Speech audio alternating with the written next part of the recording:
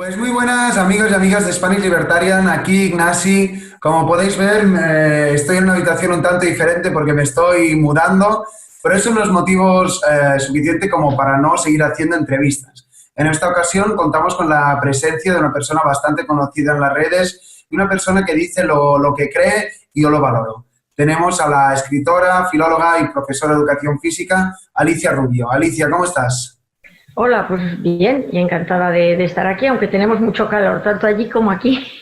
Pero bueno, Bueno, efectivamente, tenemos mucho calor, pero eso no es motivo suficiente como para no hablar, no comunicar, dialogar y decir la nuestra. Y como parece que no te llaman o no nos llaman a veces de muchos medios de comunicación, pues como mínimo tenemos Internet, YouTube, para dar voz bueno, a relatos que parece que muchas veces no se oyen y justamente de esto vamos a hablar en esta entrevista. Si te parece, la primera pregunta que siempre hago, los seguidores de este canal ya lo sabéis, la primera pregunta sí que está estipulada, el resto pues ya lo dejaremos un poco tal y como vayamos improvisando. Y la primera de rigor es que te presentes. ¿Quién es Alicia Rubio profesionalmente? Y a partir de ahí pues hablaremos de tu libro y de otros temas, cuando quieras. bueno, pues me llamo Alicia Rubio, edad indeterminada, bueno, estudié filología, terminé dando educación física en un instituto público y descubrí el tema de la ideología de género en el deporte, que si en algún sitio es especialmente estúpida esa ideología, es precisamente en todo el ámbito de lo físico. Y empecé a estudiarlo y de ahí fue de donde salió el libro. Fui madre objetora de Educación para la Ciudadanía, simplemente porque es un medio para llevar a los chavales y a los críos la ideología de género, que al fin y al cabo, por lo que yo he estudiado y descubierto, son una serie de conceptos, un constructo doctrinal que es totalmente falso. Yo no quería que a mis hijos les contaran en los colegios y en el instituto, públicos todos, una sarta de mentiras como si fueran realmente una ciencia. Esa fue la razón por la que me metí en una cantidad de líos tremendos y seguí investigando el asunto. Y lo que encontré pues me pareció suficientemente importante como para escribir un libro. Y esa es, no sé, mi historia. Bueno, Alicia, pues con esta pequeña introducción, la verdad que ya has tocado 3 o 4 temas de los que te iba a preguntar. Quizás antes de hablar del libro, sería interesante un poco esto de lo que hay antes. Si te parece, hablemos de lo que me dices, de qué aprendiste siendo profesora de educación física y por qué eso tiene relación con la ideología de género, ¿no? Que a priori no son cosas que estén conectadas. Bueno, es que la ideología de género tiene la desfachatez de meterse incluso en ámbitos que no hay manera, no pinta nada ni hay manera de explicarlo. Hombres y mujeres físicamente somos muy diferentes. Es que eso lo ve hasta, en fin, hasta un desinformado. Entonces trataron de meter esos parámetros de la ideología de género en el deporte. Yo llevaba muchos años dando educación física y veía que la respuesta ante el ejercicio físico y el deporte de chicos y chicas pues es muy distinta. Y es lógico, y muy especialmente se hace diferente cuando se desarrolla, cuando de niños y niñas se pasa a ser hombres y mujeres. ¿Por qué? Porque estamos, digamos, conformados para unos roles biológicos que son lo que ha condicionado el éxito de la especie, es decir, la supervivencia de la propia especie, y son precisamente roles biológicos diferentes. Y como estamos perfectamente conformados físicamente para esos roles, pues nuestra relación, entre otras cosas, con el deporte es distinta. Y de repente la Comunidad de Madrid quiso ser ciudad olímpica y entonces se promocionó mucho el deporte de base. Y a los profesores de educación física nos prepararon una especie de plan de campeonatos escolares para, pues eso, para que hubiera mucha gente joven y muchos críos haciendo deporte. Y como 300 profesores reunidos en una de las reuniones que se hacía para implantar el asunto, se encontraban con que no conseguían los mismos equipos de chicos que de chicas, y ni muchísimo menos en los mismos deportes, estaban desesperados, y la solución que les daba, todo esto sucedía en el año 2004, era que es que, claro, a las niñas se nos decía que teníamos que bailar sevillanas y que eran los roles sociales, los estereotipos, etcétera, etcétera. Y entonces yo lo que vi es un absoluto y total desconocimiento de la pura biología de mis compañeros que llevan años y años viendo cómo chicos y chicas responden completamente diferente ante el ejercicio. pero no solo ya en la forma en la que se implican y la forma y los gustos, etcétera, sino además incluso en las propias marcas físicas. Entonces fue cuando dije, pero estos señores, ¿de dónde se sacan esta explicación tan peregrina? Y me encontré de frente con la ideología de género. Y ese es el tema por el que empecé a estudiar. Entonces yo a mis alumnos les empecé a hacer encuestas en las que les preguntaba si les hacían jugar con juguetes que no querían, si les estaban obligando a dejar que cuando dejaban el deporte fuera del centro, qué cosas, si seguían haciendo deporte, qué deportes hacían, si en su casa había unos roles muy claros en la familia. Bueno, y los resultados que me dieron fueron totalmente distintos que lo que decían esos señores. O sea, mis alumnos elegían los deportes que les daba la gana, los juguetes que les daba la gana. Las chicas iban dejando el deporte de primero de la ESO a segundo de bachillerato de una forma progresiva y casi total. Y las explicaciones que te daban era que no les apetecía o que hacían otro tipo de deportes que les gustaba más, como podía ser, donde se sentían más competentes, como podían ser pues danza, deportes con mucho componente de ritmo y de flexibilidad. Claro, era lo obvio. Pero allí no había ningún tipo de imposición patriarcal, ningún tipo de rol, ni nada de nada. Era la pura biología, el sentirse competentes, muchas cosas que desarrollo en el libro, que es que son pura evidencia. O sea, es que el problema de tratar con gente que defiende la ideología de género es que tú le pones la realidad, ellos te ponen la ficción y te llaman machista, homófoba y alguna otra tontería y heteropatriarcal. Y ahí se termina la discusión. ¿Qué peligros crees que entrañan este tipo de ideas que van en contra de la biología o, digamos, de la espontaneidad, ¿no? Digamos que las personas toman opciones sin más, pero parece que esto, como dices tú, es machista, patriarcal y demás. Mirando un poco como a largo plazo, ¿crees que esto puede ser peligroso incluso para, digamos, nuestra civilización occidental en la que vivimos? Sí, ya está siendo tremendamente peligroso porque está generando muchísimas, lo que yo le llamo fracasos vitales. O sea, la gente es condicionada a una serie de cosas que no son ciertas y a partir de ahí elige su vida. Y las vidas que están eligiendo, a la larga se demuestra que en muchos casos no es lo que hubieran elegido, no es con lo que hubieran sido felices, sino que se les enfrenta a una serie de retos y de mentiras. Yo estoy viendo, pues eso, muchísimo fracaso vital. Y creo que hay que avisar. Es decir, a las mujeres se nos dice que somos iguales que los hombres y que tenemos que comportarnos y ser igual que los hombres. Eso nos lleva a realizar cosas para las que no estamos especialmente muchas veces dotadas o simplemente no nos apetece, lo hacemos como un reto, tratamos de imitar a los hombres. Se termina además, digamos, odiando y despreciando todo lo que es femenino, desde nuestros gustos, nuestras formas más redonditas, nuestros intereses, nuestros comportamientos, nuestros propios, pues eso, nuestros propios intereses, los deportes que nos gustan, las carreras que nos gustan, en las que nos sentimos más competentes, las capacidades femeninas que van más por la parte verbal y por la parte afectiva y por la parte de trato humano. Se valora todo lo que caracteriza de forma genérica los hombres, aunque hay algunas mujeres que lo tengan. ¿Por qué? Porque tenemos que ser un trasunto de los hombres. ¿Por qué? Porque se nos ha puesto como ejemplo central de lo que hay que ser el varón. Y eso está generando problemas. Luego, además, claro, como las mujeres nunca vamos a ser unos varones estupendos, porque como mujeres somos perfectas y como varones somos un desastre, porque lo somos, pues claro, empieza ya un movimiento, ya desde hace tiempo, en el que hay que eliminar al original, al varón. O sea, las mujeres tienen que ser masculinas y el hombre tiene que ser, el varón es el que nos tiene oprimidas y el varón tiene que desaparecer como tal varón. De tal manera que, como el varón es el que nos oprime, el que nos obliga a ser lo que somos realmente algo biológico, pero es que el razonamiento es este. O sea, nosotros nos están dando unos estereotipos y roles sociales. Se obvia la biología. Es decir, parece que es que el hombre nos obliga a la maternidad, cuando realmente la maternidad es un hecho biológico que nos ha tocado al 50% de la población.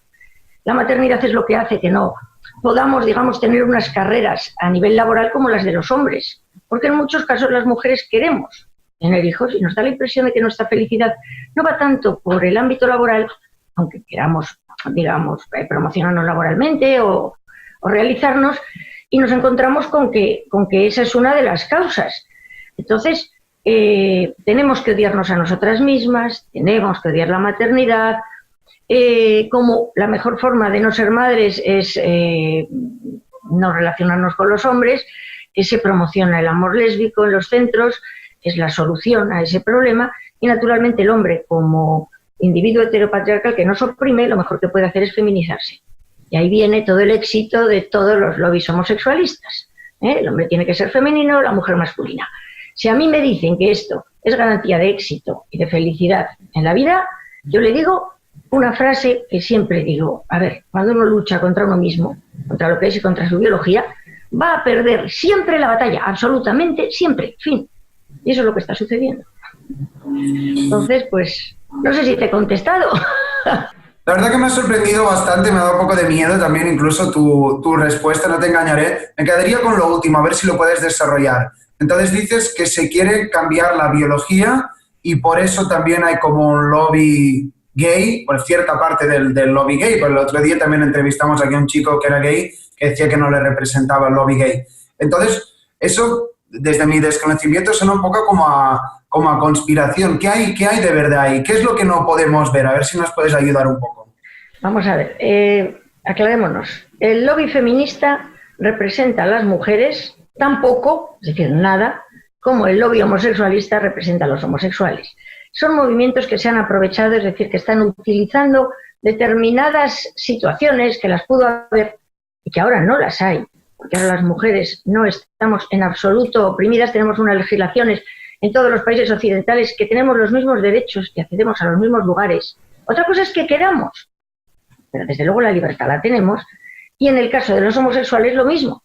Hubo un tiempo en el que la homosexualidad no estuvo bien vista, pero hace muchos años, y ahora hace poco nos acordábamos, la gente de mi edad de la movida, donde Almodóvar y McNamara y un montón de personas que eran homosexuales, vamos, alardeaban perfectísimamente y nadie opinaba ni les hizo nada ni nada. Es decir, llevamos más de 40 años de libertad absoluta en ese tipo de cosas. Y sin embargo, esos lobbies han descubierto el victimismo como forma de conseguir dos cosas: dinero y privilegios.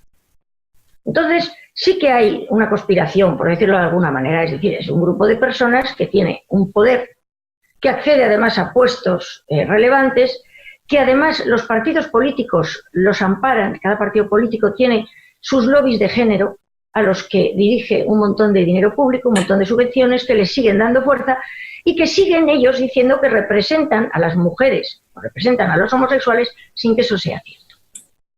Exigen, porque son víctimas, las mujeres somos unas víctimas terribles, según las feministas, y los homosexuales unas víctimas terribles, según estos lobbies, exigen muchísimo dinero público y muchísimas legislaciones exigiendo neoderechos que vulneran el derecho del resto de las personas. Y ese es el problema enorme que tenemos, que los políticos están encantados por varias cosas. Primero, porque a la población nos están quitando derechos fundamentales y constitucionales a golpe de legislación que, según ellos, la gente exige. La gente en realidad son esos lobbies que dicen representar a mujeres y homosexuales y que no nos representan. Y luego, además, les sirve para derivar miles y miles de millones de dinero público para no se sabe bien, que en realidad para redes clientelares que viven de eso. En este momento, por ejemplo, los lobbies, el lobby feminista, está recibiendo en sus miles y miles, porque hay miles de grupos feministas, dinerales, o sea, auténticos dinerales. Las grandes fundaciones, mujeres y tal, y muchos grupos dependientes del PSOE, reciben 4 millones de euros al año, que veamos en los BOEs.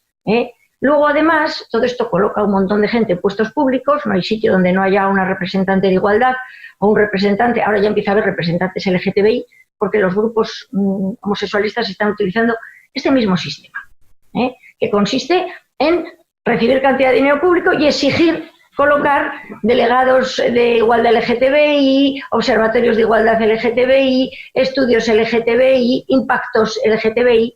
Hoy, por ejemplo, nos hemos despertado con la noticia de que han permitido, es curioso, se cambió el estadio del Vicente Calderón, se ha cambiado de sitio aquí en Madrid, y entonces un grupo ha puesto una querella diciendo que no habían seguido los trámites, y uno de los trámites que no siguieron y que se pedía es un informe de impacto de género, que naturalmente lo hacen unos expertos de género que cobran una pastizara por un informe absolutamente innecesario, y que gracias, por ejemplo, a eso, pues a lo mejor pueden conseguir que lo vuelvan a traer al Calderón, porque no ha habido ese informe. Ese informe de impacto de género nos costó, por ejemplo, a los madrileños 400.000 euros para soterrar la M30, pidieron ese estudio de impacto de género, costó esa pasta y llegaron a la conclusión de que, digamos, la M30 era machista. Si eso no es una tomadura de pelo, o sea, a todos los niveles, pues eso, en fin, que baje Dios y lo vea. Ese es el tema. Esto es todo una auténtica mentira. O sea, y aquí hay muchísima gente ganando dinero. Llámale lobby, llámale qué cara tiene la gente. Sobre todo, que bueno, que si solo fuera dinero, pero el problema es el daño que están haciendo, porque se están metiendo en los centros educativos y están dando a los chavales unas informaciones, y yo he estado dentro del aula escuchándolas, que son mentira, que son absolutamente contraproducentes y que tienen unos objetivos diferentes a los que dicen. Bueno, vamos desgranando la problemática, parece bastante terrible. Si te parece, luego hablaremos de soluciones también, que eso es importante. Pero antes me gustaría preguntarte por el papel de los medios de comunicación. Yo mismo estoy seguro que tú también a veces pues miras los noticieros del mediodía y demás, y siempre salen noticias de violencia de género, con cosas terribles como puede ser la violencia, los asesinatos de hombres hacia la mujer, pero ves que nunca se habla de lo contrario, y hay casos de divorcios en el cual el hombre pues siempre tiene las de perder, o de denuncias falsas y demás. Entonces, ¿qué papel crees que está jugando, o cómo valoras el papel que están jugando los medios de comunicación generales respecto a este tema? Vamos a ver. Dejando claro ya que en realidad todo esto del género es un constructo doctrinal que está sirviendo para que muchísima gente se lucre de ello, vamos a la parte en la que nos tienen que convencer a la población de que eso es necesario. Entonces, todos los días sale tema de violencia de género, cuando sorprendentemente la media española, que es una de las más bajas de Europa y del mundo, que es 2 mujeres por millón, que es que somos muchos millones de personas, mientras que, por ejemplo, Austria pues tiene 9 o 10 por millón. Bueno, pues eso que serían 60 mujeres al año, de media 60 mujeres al año, nos encontramos con que los 365 días del año tenemos noticias de género. ¿Por qué?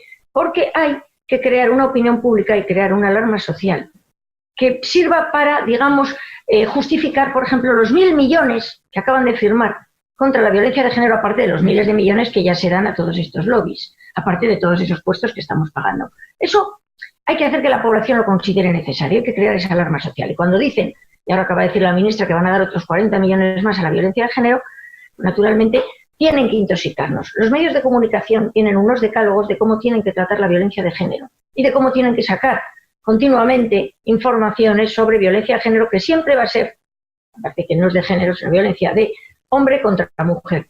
Y se oculta interesadamente los hechos al contrario, porque solo por pura lógica, en este mundo virtual que se han creado, se supone que las mujeres somos unos seres de luz maravillosos, que no hacemos ningún tipo de maldad ni matamos. Es decir, desde que salió el tema de la violencia de género en España, las españolas ya, al menos de cara a los medios, no matamos. Luego en los periódicos locales encuentras que sí, pero porque es que es lógico, porque el porcentaje de mujeres malas es más o menos semejante al de hombres malos, y asesinos y asesinas. Entonces, aunque la mujer mate menos violentamente, es verdad que las mujeres maltratadoras, que las mujeres, por ejemplo, matamos más a nuestros hijos que los hombres, y eso se oculta. Y a raíz del caso del niño que mató esta señora hispanoamericana, Gabriel, bueno, los medios empezaron a intentar encontrar casos, y yo me acuerdo un artículo del Mundo que ponía: no hemos conseguido ningún tipo de información estadística sobre cuántos niños han muerto a manos de sus madres. Hemos encontrado, buscando 27, hay muchos más, frente a 24 en los 5 últimos años que han matado, no sé cuántos eran, 4 últimos años que han matado a los hombres, que sí que están perfectamente documentados en todas las estadísticas, etcétera. Bueno, pues hay quien a esos niños, a los que los mata la madre, les llaman angelitos negros, porque no existen. No sé si te sabes la canción de los angelitos negros. Era una canción antigua que decía que por qué el pintor no pintaba angelitos negros, que si en el cielo no había angelitos negros. Pues efectivamente, son angelitos negros, no existen, sin embargo existen. Así estamos, y los medios mienten, y ahora vamos a la segunda parte, porque reciben unas suculentísimas subvenciones en propaganda institucional que va condicionada al tratamiento de los temas que a los gobiernos le interesan. Eso es otra cosa que está completamente probada. Hay muchos medios que viven prácticamente de la publicidad institucional y naturalmente van a decir lo que ellos digan y como ellos digan. Siguiendo con este análisis de la problemática, también me gustaría preguntarte sobre por qué, digamos, esto que estamos haciendo ahora mismo, que es hablar abiertamente de temas difíciles, pues estamos hablando, parece que eso tampoco no está muy de moda. Es decir, ¿por qué crees que no solo hay este problema, sino que no se puede hablar de estos temas a nivel institucional, a nivel de la educación, pero incluso a nivel civil entre personas? Cuando alguien dice que no se cree, digamos, la retórica actual feminista, es tildado de todo y más. Entonces, no sé, ¿cómo hemos llegado hasta aquí? ¿Por qué no podemos ni expresarnos libremente sobre este tipo de temas que son difíciles, ciertamente? Bueno, hay un montón de gente, que yo les llamo tontos útiles, que son los que hacen esa labor sin recibir excesivo dinero, ¿eh?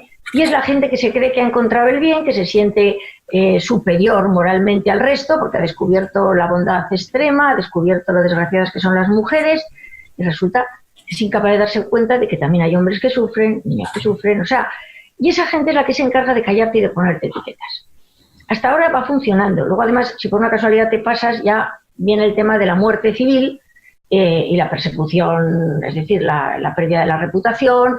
Porque una cosa es que en la barra de un bar te digan eres una machista y una homófoba, y otra cosa es que lo digan en redes, que te persigan en el trabajo, que tengas un montón de problemas simplemente por discrepar del discurso políticamente correcto, que además no es cierto. Entonces, lo único que nos queda es que, como en el caso del traje nuevo del emperador, alguien empiece a gritar, que es lo que estamos haciendo en varios puntos del mundo la gente, el emperador está desnudo. Y me puedes decir que soy tonta y me puedes decir que soy tal, me da lo mismo, yo lo veo desnudo. Y no vas a conseguir que yo lo vea con traje. Y eso es lo que está sucediendo y eso es lo que yo recomiendo y lo que yo hago. Hay que hablar con claridad. Y toda esa gente que nos calla, pues hay que enfrentarlos de la manera que sea. La inmensa mayoría están completamente adoctrinados y no hay mucha solución. Yo he tratado de hablar con gente y es que además están condicionados de tal manera que dicen que como yo soy una persona tan mala, ni siquiera hay que oírme. Entonces yo me he acercado a grupos de los que nos cachaban y decía, vamos a ver, os quiero contar unas cuantas cosas. No, vamos a hablar contigo, cállate. Y ahora con palabrotas, hija de tal, no te vamos. Y gritaban, no, para no escucharme. ¿Por qué? Porque sus jefes saben que hacen eso o alguno puede empezar a atar cabos. De hecho, si quieres, os puedo contar una anécdota. Hubo un año que fuimos a una manifestación feminista con una pancarta, un grupo de mujeres que ponía, la violencia no tiene género. Que es así. Y entonces, bueno, no nos mataron porque estaba la policía. O sea, porque las pacíficas bonobas estas feministas resulta que no veas si son violentas. Bueno, pero ya que no pudieron matarnos, nos insultaron, nos desearon lo que suelen desear estas mujeres a toda mujer que no es de su banda, que es que nos violen en grupo, ojalá nuestro marido nos mate, bueno, nos llamaron de todo, en fin, unas lindezas que vale la pena de verdad recordarlo. Bueno, el caso es que había un chaval que no hacía más que mirar la pancarta, como que estaba allí metido, de los muchos que fueron a la manifestación, convencidos de que estaba luchando contra la violencia, que no entendía nada, miraba la pancarta, miraba a las locas aquellas todas gritando, nos miraba a nosotras, y entonces yo vi que se le estaba haciendo una luz en el cerebro, que estaba diciendo, ¿qué pasa aquí? O sea, ¿por qué no se puede decir que la violencia no tiene género? Cuando es cierto que víctimas somos todos, y como ese, pues es posible que hablando con gente, a algunos se les haga la luz. Pero de todas maneras, yo cuando hablo para los que todavía no han sido víctimas de estos y para los dudosos. Los abducidos es un trabajo más duro. Primero tienen que escuchar. Bueno, tu anécdota me recuerda a la del videorealizador Nacho González, que entrevistamos aquí, que él ha hecho el documental Silenciados, que bueno, digamos, ha tenido unos problemas para hacer visionados de que le boicotean. Terrible. Bueno, salimos un poco de la oscuridad, si te parece. Hemos mirado todos los problemas que hay, como decías, en la escuela, en la psique colectiva, en la televisión, en el gobierno, en la ley y demás. Habla un poco de la solución, que tú crees que se podría hacer a nivel global o como mínimo lo que estás haciendo tú para hacer esa contrabatalla, ¿no? Bueno, hay que empezar la contrabatalla, porque además cuando uno va subiendo uno acaba descubriendo que está más arriba todo. Es decir, que los que ganan mucho dinero a costa de esto en España son solo lo que yo llamo mandos intermedios. Y luego están los tontos útiles, que son los que que son críos, además me da mucha pena los que me escrachan, me insultan al otro, van a prohibir no sé qué, llaman amenazando a los sitios donde se van a hacer conferencias sobre este tema, que no saben de qué va nada, ni saben que en realidad están sirviendo a unos grandes poderes mundialistas, son los que tienen determinados intereses económicos en esto. Pero eso ya lo dejaríamos para otra charla porque es muy complicado, pero es así, es así. Pero bueno, el caso es que soluciones, desde luego plantar cara a esto. Y lo que he hecho yo ya veo que es una cuestión política, que todos los partidos han visto en esto una forma extraordinaria de, digamos, de conseguir fondos y redes clientelares y en el espectro público, es decir, en el Congreso, en realidad están todos metidos en esto. Entonces yo me he metido a Vox para tratar desde la política de cambiarlo. ¿Qué se necesita?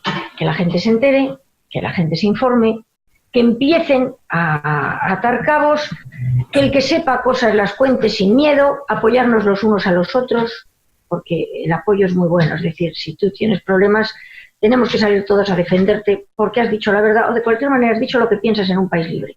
Solo faltaba que ya nos quitaran la libertad de expresión y de opinión, que es a lo que va la última ley, la famosa ley Mordaza de Podemos, a prohibir incluso esto, a quemar libros, ya lo último. Y desde luego la solución es la política. Y hay países que se están empezando a dar cuenta, ¿eh? O sea, como esto además tiene otras ramificaciones que van más allá de la ideología de género. Hay países como Italia que ya ha empezado a votar a partidos que están al margen de esto de una forma u otra. Polonia y Hungría lo tienen muy claro. Croacia también está empezando a darse cuenta de la gran estafa que es esta. De hecho, los países que han estado en el ámbito de la Unión Soviética, que han sufrido el marxismo a todos los efectos, han descubierto rápidamente todos los modos marxistas que tiene esto, que podría llamarse marxismo cultural, que es, digamos, una evolución de lo que fue el marxismo a efectos tanto de técnicas como de prohibir la libertad de las personas. Una vez el marxismo fracasó en el tema de que los obreros, digamos, lucharan por su libertad, se dedicaba a buscar divisiones de otro tipo. Y una de ellas es precisamente el feminismo, que no deja de ser un puro marxismo en el que la mujer se supone que es la oprimida, tiene que luchar contra el opresor y de esa dialéctica sacar una sociedad nueva en la que el opresor desaparezca. Por eso los hombres que son feministas es que no tienen ni idea de la memez tan enorme que están haciendo, pero bueno, ya se darán cuenta. Bueno, muy interesante tu análisis, me recuerda también al del profesor Jordan Peterson, no sé si has escuchado, que digamos... Sí, es otro disidente extraordinariamente además preparado. Otro disidente, pero digamos que él conecta el posmodernismo con un neomarxismo, digamos que va mutando la cultura de la lucha de clases, pues ahora quizás es la lucha de géneros. Pero bueno, en fin, como sabes, esto daría para otra charla. Para otra charla, ese es el problema. De todas maneras, también Agustín Laje y Márquez han escrito el famoso libro negro de la nueva izquierda, en la que desarrollan cómo estos movimientos, precisamente el homosexualista y el feminista, Laje desarrolla el feminista y Márquez el homosexualista, están perfectamente y completamente relacionados con un marxismo cultural que busca determinadas cosas y las está consiguiendo. Eso es lo malo. Bueno, pues tocará dar la batalla, ya sea haciendo entrevistas así, o si tú te has vinculado en política y crees que es lo correcto, pues adelante y te deseo mucha suerte. Te voy a hacer una pregunta que a veces hacemos en este canal, porque parece que a veces hay muchos problemas de diálogo y de comprensión entre bandos contrapuestos, pero al final todos nos tenemos que entender. Entonces la pregunta es, imagínate que soy, me he apuntado el nombre incluso, la chica con la que te hicieron una entrevista, Lara Alcázar de Femen, o la Leticia Dolera, o otras también activistas actuales, y te doy un minuto, digamos. Intenta cambiar mi mente en un minuto por a ver qué es lo que estoy haciendo mal, a ver si este minuto pues puede dar alguna luz en el cerebro, como decías antes. No, hombre, les diría que si realmente están viviendo en un sistema tan opresivo, de ninguna manera podrían tener todos los medios de comunicación a su alcance, todo el dinero que tienen a su alcance. No podrían. O sea, realmente alguien que está oprimido, está oprimido. O sea, es un victimismo interesado. Y yo les diría, lo que les diría es, piénsalo bien, mírate dentro. Mírate dentro y asume que eres lo que biológicamente eres. Y que cuando alguien lucha contra uno mismo acaba perdiendo siempre. Y a lo mejor así se daban cuenta. Pero es que de todas maneras hay algunas de estas chicas que viven de eso. O sea, y es imposible. Ahora que han encontrado la gallina de los huevos de oro, que tengan la suficiente, digamos, el suficiente valor para coger y decir esto no es cierto y me voy a quedar sin nada, pero esto no es cierto. Lo han hecho, por ejemplo, algunos médicos abortistas. Han dado el paso atrás cuando definitivamente han descubierto realmente lo que era aquello. Pero en este caso, pues eso, estas chicas pues tienen el poder que tienen y la fama que tienen proviene de victimizarse y de quejarse. Poco voy a poder hacer. Yo lo único que les ofrezco es la realidad. Y la realidad a ellas, pues un mundo virtual es más bonito. Hablando un poco de eso, de aceptar lo que uno es y volviendo a tu libro, que al final nos hemos enrollado y no hemos hablado de esto. Título de tu libro, corrígeme si me equivoco, Cuando nos prohibieron ser mujeres y os persiguieron por ser hombres. Háblame un poco de esta aceptación. ¿Qué es lo bueno, qué es lo bonito, qué es lo que nos hemos olvidado un poco de esos roles, vamos a llamarle tradicionales o biológicos del hombre y la mujer? ¿Qué es lo que falla cuando se cambia o no sé cómo decirlo? Resúmeme un poco, ni que sea el título, que me parece muy, muy atrayente. Bueno, que es que realmente la ideología de género va a eso, va a destruir al hombre porque os persiguen en legislaciones, no tenéis presunción de inocencia y cada vez os lo van a poner más crudo. Y a nosotras nos prohíben ser mujeres porque tenemos que ser ese trasunto de hombres. En absoluto vamos a ser felices. Y es que además el hombre, y nos guste o no nos guste, el hombre está, y se le ve físicamente conformado, es más fuerte, tiene más masa muscular, tiene más resistencia, más fuerza, una serie de capacidades, que simplemente es el defensor, es el guerrero, guste o no guste. Es decir, eso sucede en la inmensa mayoría de las especies superiores. Y lo tiene tan metido en sus genes que protege a la hembra y a la prole, y le sale del alma. Entonces ahora todos esos hombres a los que su función biológica se ha transformado, pues digamos, en proteger a su familia, en tratar de ser él el que trabaje, el que lleve el sustento, que es que llevamos millones de años, con variaciones, haciendo eso. Ahora se encuentra con que eso está mal visto y si lo dice es despreciable. La mujer se ha realizado, y lo ves en las sociedades más tradicionales, se ha realizado teniendo en sus hijos, que yo no digo que ahora las mujeres tengamos que tener hijos, pero lo que sí que es cierto es que cuando te suena el reloj biológico a los 30 y tantos, nos suena a todas. Y eso no tiene nada que ver. Unas consiguen controlarlo y otras consiguen agarrarse al último tren. Pero lo cierto es que estamos condicionadas para determinadas cosas, para tener otro tipo de características, para defender a nuestra prole, porque no somos en absoluto sumisas ni nada parecido. Y entonces estamos perdiendo todo eso en aras de una carrera laboral que muchas mujeres, a mí me lo han dicho a los 50 años, dicen, bueno, ahora he llegado hasta aquí, ya no voy a llegar más y llego a mi casa sola y ¿quién me da envidia? Pues resulta que la que tiene hijos empieza a tener nietos y tiene otra vida que no es la laboral. Creo que tenemos que mirar qué es lo que realmente nos apetece y lo que realmente nos hace felices, al margen de lo que nos cuenten, porque es que nos están volviendo locos y nos están contando cosas que no son ciertas. Y bueno, y el que sea feliz de determinada manera que lo sea, pero sin condicionarle, sin engañarle y diciéndole la verdad de lo que es. No hay más. Más o menos para ir terminando, Alicia, haciendo un poco de autocrítica, que es algo que también me gusta hablar en este canal, ¿qué crees que estamos haciendo mal o estáis haciendo mal?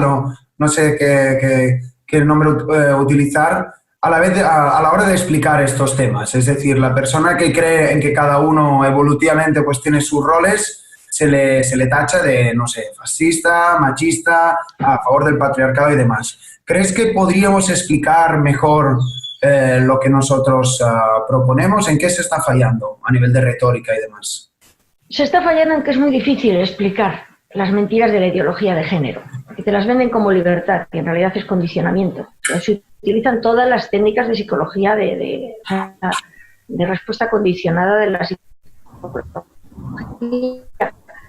No es que estemos fallando, es que no nos dejan vamos a ver, hemos llegado a un punto, a lo mejor al principio simplemente no nos enterábamos de que estábamos en una guerra cultural y hemos perdido algunas batallas por pura incomparecencia.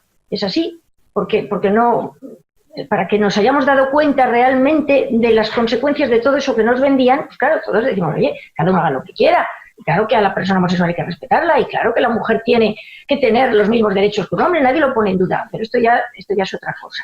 Y para detectarlo ha costado tiempo, y estamos en un punto en el que ellos entran en las aulas, ellos tienen los medios de comunicación, ellos tienen el dinero, ellos tienen el poder, ellos sacan las legislaciones, e incluso si, por ejemplo, un profesor trata de explicar y decir que tiene otra visión de esto, lo tachan de fascista, machista, homófobo, no sé cuántas cosas, y se acaba su carrera. Entonces, ahora estamos ya un poco como en esos regímenes totalitarios en los que los niños se chivaban de lo que sus padres decían en casa o de lo que sus profesores decían en clase. No es que hayamos fallado, es que estamos ya prácticamente con los tanques en Varsovia. Entonces, por poner... es muy complicado, creo. Y creo que eso, que hay que echarle valor, que hay que plantarle cara. Y ahora en este momento, pues, cuanto más hemos dejado avanzar a los tanques, más difícil va a ser la batalla. Pero la batalla hay que darla. Entonces, preguntándote por el futuro, entiendo que te sientes pesimista, es decir, ¿crees que los siguientes 5, 10, 15 años esas batallas de ideas pues van a ganar el nuevo feminismo o crees que un poco entrará la razón y digamos, ya no, la sociedad ya no se preocupará tanto por estos temas? Bueno, con el tiempo, yo creo que con el tiempo la gente se dará cuenta del engaño. Va a haber lo mismo que ha pasado con la famosa Ley Integral de Violencia de Género, que ya empieza a haber tantísimas víctimas, que es un clamor. Hombres a los que se les han quitado sus hijos, sus derechos, su casa, su presunción de inocencia y, en fin. Pues lo mismo va a pasar con todo esto. Y habrá un momento en el que habrá tanto damnificado, por decirlo de alguna manera, y tanto desengañado que esto caerá. Pero antes va a hacer mucho daño. Ese es el problema. También los regímenes comunistas cayeron, pero antes dejaron 100 millones de muertos. Aquí van a dejar mucho dolor humano y una cosa es que se va a conseguir, y es la famosa reducción poblacional, que al final parece que es el objetivo último de todas estas teorías.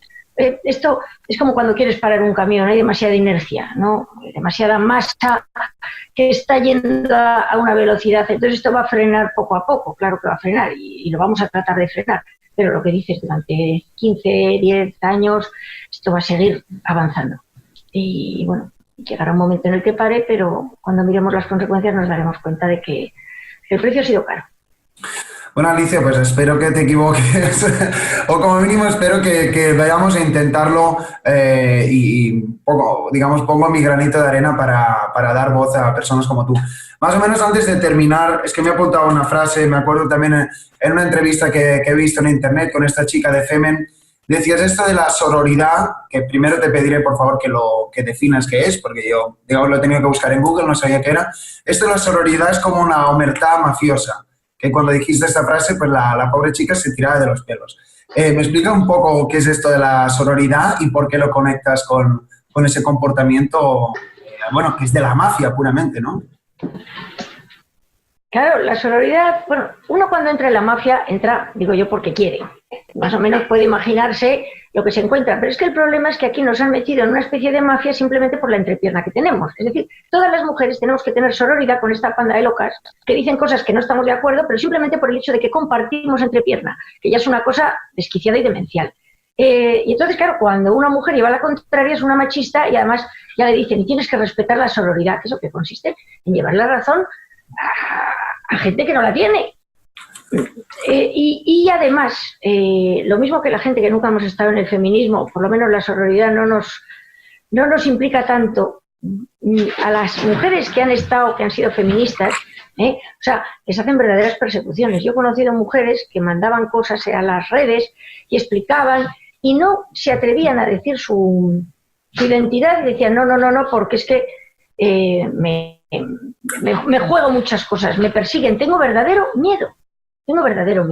Sororidad, por decir también la etimología, viene, es lo mismo que la fraternidad viene de frater, de hermano, y la sororidad viene de soror, hermana. Entonces es un hermanamiento femenino, entendámoslo, viene de ahí, de soror. Eso es el tema de la sororidad. Pero claro, es una cosa que se te impone. Se te impone como la marca mafiosa. Tú no puedes decir las prácticas que hay ahí dentro, tú no puedes decir las contradicciones que hay ahí dentro, porque te obliga la marca. Bueno, doy fe de eso porque también una anécdota, el otro día estaba trabajando en una conferencia y bueno, vi una mujer que decía que había ciertos temas que no iba a hablar en ese momento porque había hombres en la sala, que bueno, me quedé un poco alucinado, pero bueno, para darle otro final. De verdad. O sea, estas son las que se sienten discriminadas, ojo al parche. O sea, es que manda narices la caradura que llegan a tener que eso, o sea, que digamos que lanzan como acusación al que está enfrente lo que, vamos, que ven la paja en el ojo ajeno y no ven la viga en el suyo, para resumir. Sí, bueno, lo que decías antes que tú estabas en una manifestación con una pancarta y te decían que ojalá te violaran o cosas así. Bueno, una serie de lindezas que, vaya, uno se queda atónito. Si te parece, un poco para dar un final un poco diferente, que también hemos hablado de temas un poco escabrosos, me gustaría que dieras un consejo a personas de un perfil similar al tuyo. Sé que hay muchas personas, mujeres o no mujeres, que digamos pues se adscriben a la disidencia, ¿no? Que es un poco a lo que tú estás yendo y estoy seguro que pues que lo has pasado mal y demás, pero ahí veo que ahí sigues dando la batalla. ¿Qué consejo darías a personas que estén dispuestas a ya no dar la cara, sino ni que sea pensar diferente? Yo les animaría, a ver, es que es un acto de libertad. Si uno ya no puede hablar y pensar diferente, ya lo hemos perdido absolutamente todo. O sea, porque es el último de los recursos, la libertad de expresión y de opinión. Yo, desde luego, nada. Que lo digan, que llevan razón. Y aunque no llevan razón, tienen derecho a expresarlo. Y en segundo lugar, desde luego, que traten de hacer redes. Yo cada vez veo más mujeres que se enfrentan a esto. O sea, me refiero a redes de relaciones. Relaciones entre, pues mira, pensamos unas cuantas esto, pues vamos a hacer aquí una asociación que no pretendemos que nos den ningún tipo de ayuda ni nada, sino simplemente nos reunimos y vamos a mover en redes esto y vamos a trabajar sobre esto. Creo que lo único que tenemos, el bando de David, porque enfrente tenemos a Goliat, es la verdad, las ganas de luchar y la capacidad de sacrificio que podamos aportar para cambiar esta sociedad. Eso que nos hace tan débiles nos hace también muy fuertes, porque como a esta gente se le acabe el dinero público, muchos de esos implicados y tan convencidos se les va a pasar rápido la tontuna, porque hay muchos que realmente, pues eso, lo hacen por dinero. Así que bueno, pues eso, que se animen, que no podemos, es que no podemos dejarnos vencer. O sea, no podemos permitirnos ese lujo. Ya está, no hay más. Bueno, un mensaje muy, muy claro el tuyo. Como mínimo, mi última pregunta sería preguntarte para el futuro. ¿Qué planes tienes para los siguientes meses o 2019? ¿Estás cociendo otro libro o no sé, algo que nos puedas desvelar? Sí, ya tengo pergeñado otro libro, que voy a toda la parte que dejé sin exponer en el anterior, porque si no eso ya iba a ser infumable. Entonces, pues sí, estoy en ello y bueno, y voy escribiendo artículos y voy saliendo donde me dejáis, porque desde luego hay sitios en los que no voy a salir nunca jamás. Ya está visto, porque claro, lo que digo no se puede decir. Pero bueno, pero da igual. Creo que donde sea hay que contarlo y a eso me dedico. Mira, ahora que dices esto, te preguntaré, ¿qué papel crees que juega Internet y YouTube en todo esto de dar voz a los silenciados? ¿Te sientes positiva al respecto? Yo lo que me temo es que cualquier día nos corten el chorro porque vean que esto se les va de la mano. De momento es la forma que tenemos, porque no hay otra, porque los medios de comunicación cuentan lo que quieren. Vamos, el famoso caso de Trump fue paradigmático. O sea, todos los medios de comunicación decían una cosa, había solo uno, me parece por Arkansas, que era el único que decía las cosas al revés, y al final acabó triunfando la gente, las redes, bueno, y acabó saliendo Trump, que habrá quien le guste y a quien no, pero lo que sí que es cierto es que era Trump y la población contra el establishment y los abducidos por el género y por por determinadas nuevo orden mundial, etcétera. Y se pudo hacer algo. Así que, pues bueno, Yo creo que mientras podamos tenemos que usarlo. Bueno, Alicia, pues yo me despido. La verdad que he aprendido un montón. Espero que vosotros que estáis ahí mirando en esta entrevista, pues también hayáis aprendido. La verdad que sí que pone un poco los pelos de punta, no nos vamos a engañar, pero siempre es mejor estar informado. Estoy seguro que estarás de acuerdo. Pues no sé si quieres añadir algo.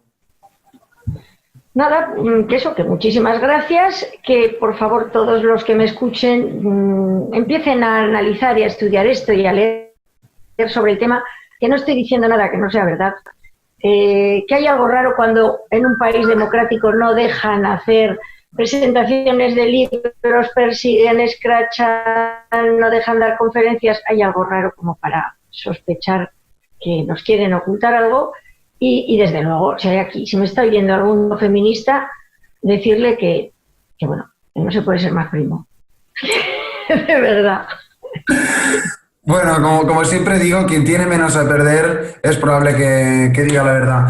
Pues con esa llamada a la acción que has hecho, pues nos vamos a despedir. Gracias por tu presencia, Alicia, ha sido un gusto de verdad. Y gracias a vosotros por estar ahí. Y como esto es YouTube, recordad que si os ha gustado el vídeo, darle al like, suscribirse para formar parte de esta tribu y darle a la notificación, que es el botoncillo de una campana, que así cuando subamos un vídeo pues vais a estar informados. Alicia, lo he pasado muy bien y que pases un buen verano. Igualmente, adiós.